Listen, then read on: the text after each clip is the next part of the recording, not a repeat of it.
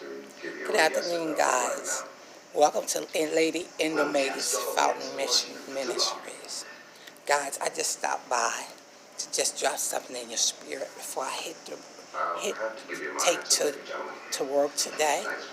I am training women, CNA homemakers, phlebotomists, pharmacy techs, in my Inda Maes, Lady Maes, medical nursing, treatment agencies.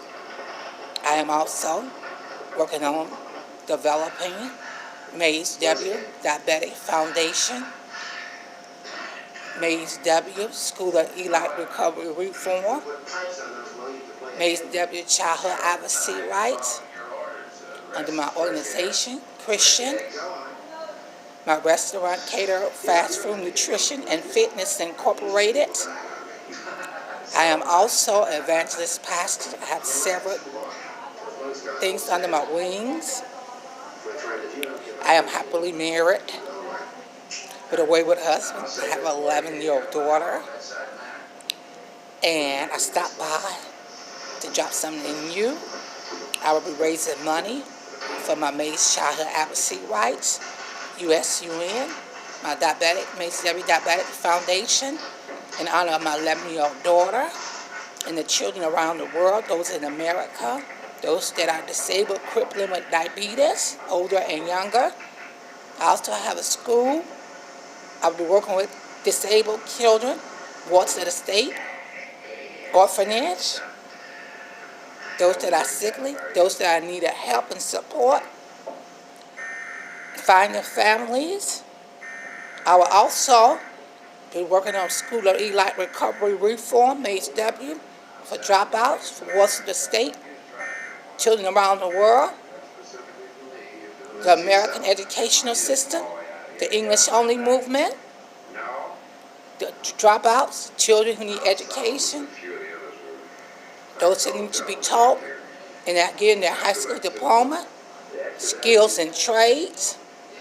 And also, I will be working on nutrition and fitness, which I stress.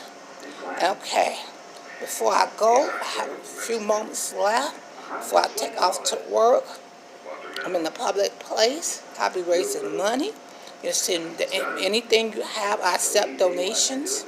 I accept nickels, dimes, pennies. It all adds up to build Maes W organization of humanitarian works, and you can trust me.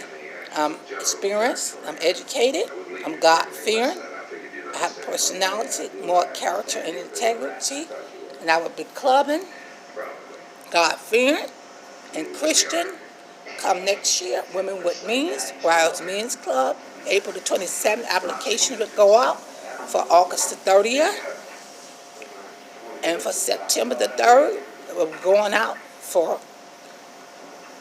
New Nation and Ghetto Republic, where I'm transforming, saving, helping build lives through job, education, school training, a sense of belonging, a sense of worth.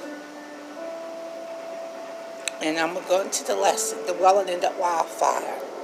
Life and death are in the power of the tongue, and those who love it will eat its fruit. Proverbs 18:21. About once a week, I seriously question whether I should delete one of my social media accounts. As much as this has become a great way to stay connected with family that live hundreds of miles away, the amount of tension, bitterness, and anger that shows up on my news feeds often becomes overwhelming.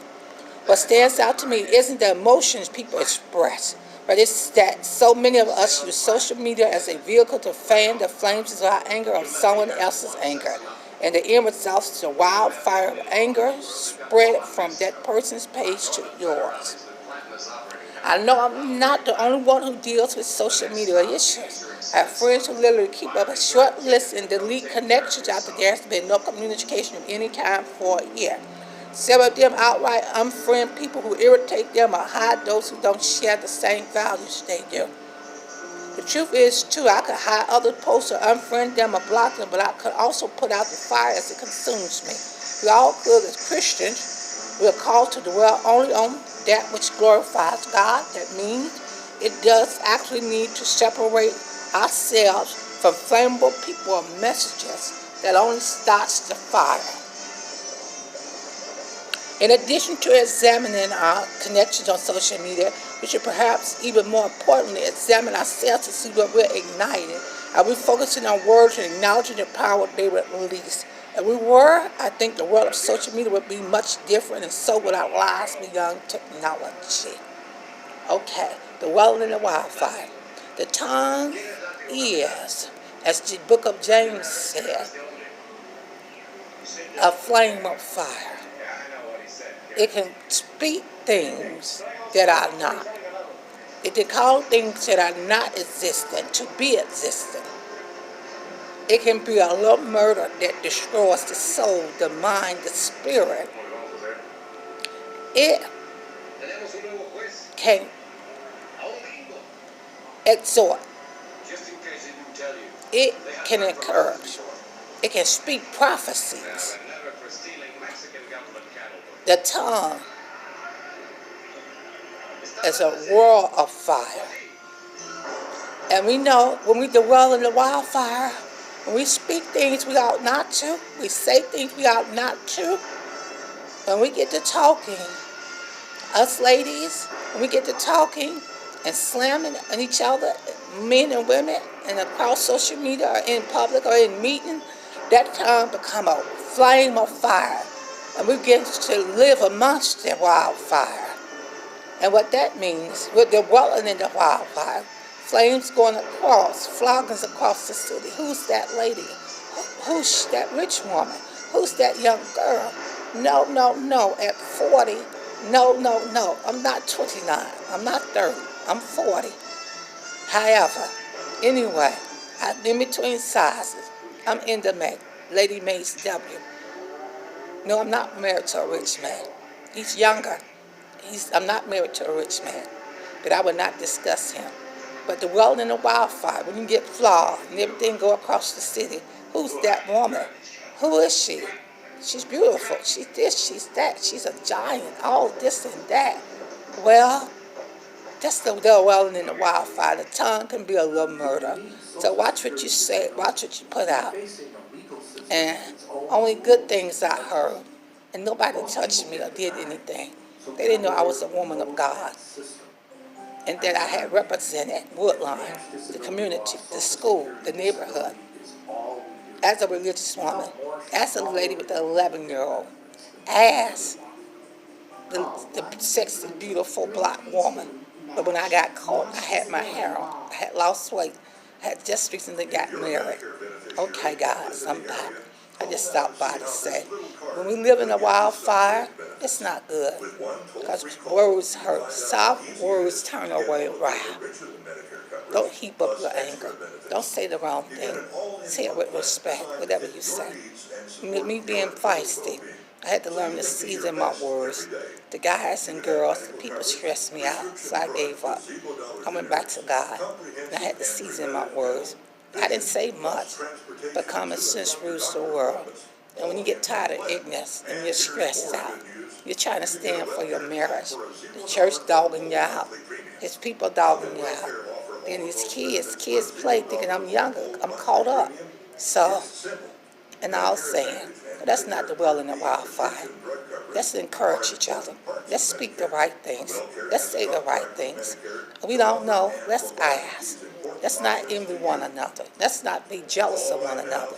We want something. Ask where it came from. We want to know what's going on. Look around. Ask. Question. Ask yourself, what can you do today? What can you say today? That will make a world of difference. Okay. Guys, it's almost time for me to go to work. Let's not dwell in the wildfire. Because, whatever we say, we have to eat it up. God's going to hold us accountable. It's only what you do and say that's going to count in the state of your heart. Godspeed. Bless you guys. Let's have a word of prayer. Father God, in Jesus' name. Let us not dwell in the wildfire, hurting one another or our sisters or brothers, or spreading words, flogging around the city, Father God.